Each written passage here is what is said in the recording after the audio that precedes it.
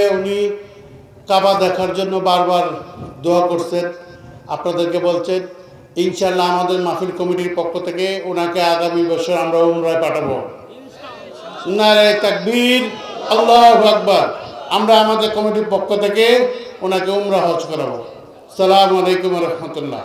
আব্দুল মুতালিব সংবাদ পাইয়া দৌড়ায় আসছে। আসার পরে কইতেছে তোমরা কারা গো?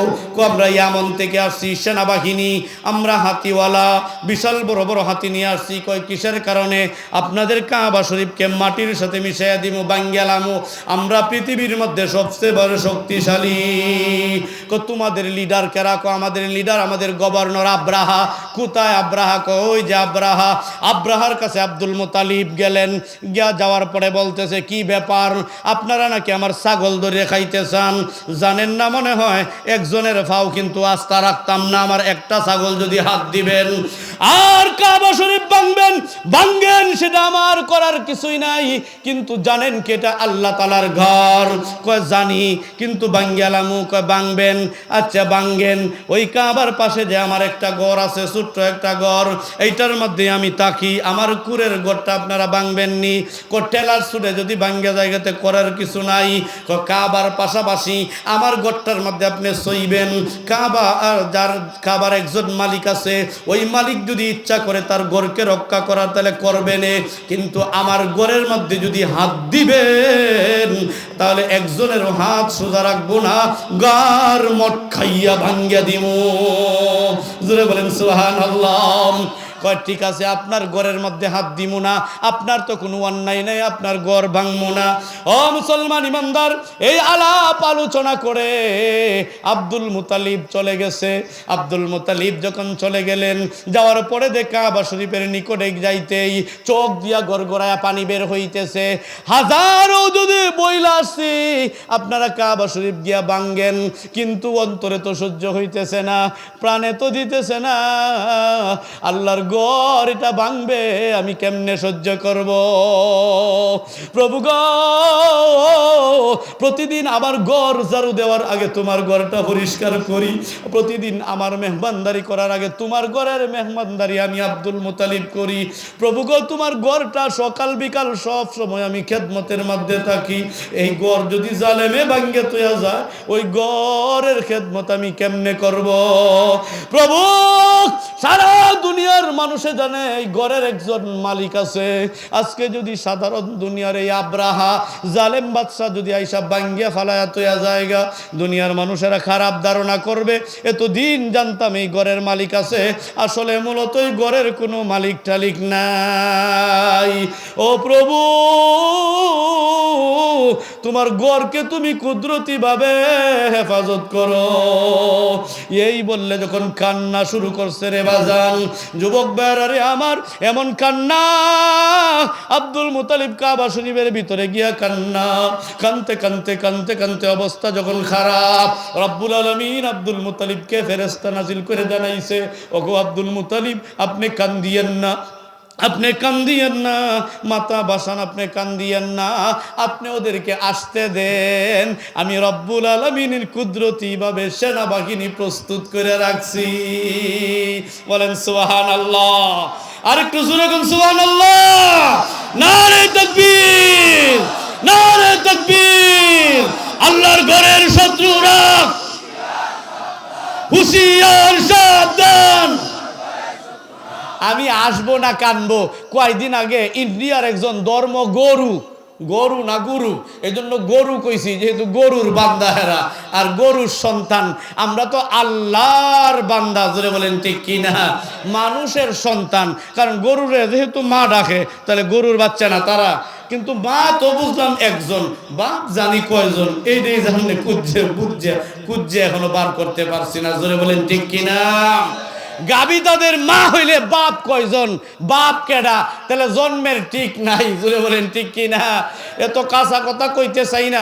হিন্দু ভাইদেরকে তো আমরা মহব্বত করি, কিন্তু সেই হিন্দু ধর্ম গরু এক ব্যক্তি কিছুদিন আগে বলতেছে মুসলমানদেরকে হুমকি দুমকি দেওয়ার দরকার নাই, মুসলমানদেরকে হামলা করার দরকার নাই, মুসলমানের প্রাণের কেবলা যে কাবা শরীফ, আমরা তো এখন হিন্দু বৌদ্ধ খ্রিস্টান ঐক্য পরিষদ, সারা দুনিয়া জুড়ে আমরাই শক্তিশালী, আমরা মুসলমানদের কাবার আগে আগে ভাঙ্গে দেই, তাহলে তাদের খেলামেলা শেষ হয়ে যাবে। জোরে বলেন নাউজুবিল্লাহ। ও হিন্দু মালাউন, তুমি গরু, তুমি আসলে একটা গরু। তুমি কাবা শরীফের ইতিহাস সম্পর্কে জানো না। এই কাবাকে ভাঙবা তো দূরের কথা, ইতিহাস তালাশ করে দেখো, যারা এই কাবার দিকে চোখ রাঙাইছে সবলে ধ্বংস করে দিছে রব্বুল আলামিন। জোরে বলেন ঠিক কিনা? আল্লাহ তাআলার ধ্বংস পরের কথা। তুমি যদি এমন সিদ্ধান্ত নিয়ে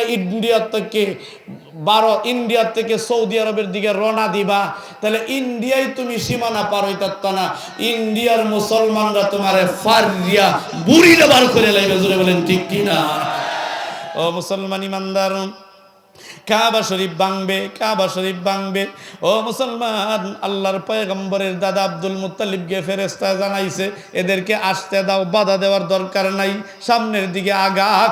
রব্বুল আলামিনের সেনাবাহিনী প্রস্তুত, সেনাবাহিনী প্রস্তুত। ও মুসলমান, এরপরে যখন সেনাবাহিনী যখন প্রস্তুত আছে, তখন আব্দুল মুত্তালিব নিশ্চিত হয়ে গেছেন আল্লাহর দুশমনদেরকে আল্লাহ ছাড়বেন। ছাড়বেন নাকি? ছাড়বেন? আল্লাহ তাআলা ছাড়বেন না। তাইলে এখান থেকে তো দূরে, তাহলে কাছে গিয়া দেখি আল্লাহর দুশমনদেরকে আল্লাহ তাআলা কেমনে সাইজ করে। বলেন সুবহানাল্লাহ। আব্দুল মুত্তালিব সন্ধ্যার দিকে রওনা দিয়েছে সেই জাবালে আবু খুবাইব পাহাড়, মিনা ময়দানের সাথেই যে পাহাড়, উঁচা পাহাড়, ওই পাহাড়ের মধ্যে গিয়া সন্ধ্যার পর রাত্রিবেলায় গুহার মধ্যে গিয়া উঠছে। ওই আগের দিন থেকে যে পাদ্রী ইয়ামন থেকে আসছিল, যে গুহার মধ্যে বৈশা গুহার মুখের দিকে মাথা দিয়া বৈশা রইছে অন্ধকার রজনী। ও মুসলমান ইমানদার, আব্দুল মুত্তালিব সেই গুহার মধ্যে গিয়া উঠিয়া গুহার ভিতরে ঢুকার জন্য মাথা ধাক্কাইছে।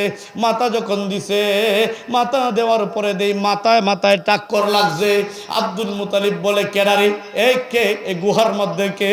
মাথার মধ্যে টাক্কর লাগছে। কয় আমি। আমনে কেডা? কয় আমি ইয়ামন থেকে আসছি। ইয়ামন থেকে আসছে শত্রু বাহিনী নি? কয় না, আমি ইয়ামনের একজন বড় আলেম পাদ্রী। আপনি কেল্লাই গিয়ে আসছেন? রব্বুল আলামিন কাবা শরীফের শত্রু বাহিনীদেরকে কেমনে ধ্বংস করে এটা নিজের চোখে দেখার জন্য আমি একদিন আগের থেকেই এখানে অপেক্ষা করতেছি। রব্বুল আলামিন আমাকে জানাইছে তাদেরকে ধ্বংস করবে। বলেন সুবহানাল্লাহ। ও মুসলমান ইমানদার, আব্দুল মুত্তালিব কয়, আমারও তো আল্লাহ জানাইছে, এই জন্য তো আমি নিজের চোখকে দেখতাম আইছি। উঁচা জায়গাটার মধ্যে দাঁড়াইলে বইলে সেখান থেকে সুন্দর করে দেখা যাবে রব্বুল আলামিনের দুশমনদেরকে, কাবার দুশমনদেরকে কেমনে আল্লাহ তাআলা সাইজ করে। ও মুসলমান ইমানদার, যখন রাত্রিবেলা গভীর রজনী যখন হয়ে গেছে, গভীর রজনী যখন হয়ে যায়, গভীর রজনী হওয়ার পরে দেখে ঠিক এই গভীর রজনী যখন হয়, দুইজন মিললে গুহার মধ্যে বৈশা আলাপ করতেছে, মজার মজার আলাপ করে। আব্দুল মুত্তালিবে কয়, হুজুর আপনি তো আগের দিন আইছেন? কয় জি, আগের দিন যে আসছেন এই পর্যন্ত কোনো আলামত তালামত দেখতে পাইছেননি? কয় হ্যাঁ দেখতে পাইছি। কি আলামত দেখলেন? গতকালকে রাত্রিতে দেখলাম লক্ষ লক্ষ পাখি, সোনালী কালারের পাখিগুলা কাবা শরীফের দিকে আড়াইটা চক্কর দিয়া মিনা ময়দানের পরে গিয়া এরপরে আর দেখতে পাই নাই। এমন একটা আলামত আমি দেখতে পাইলাম।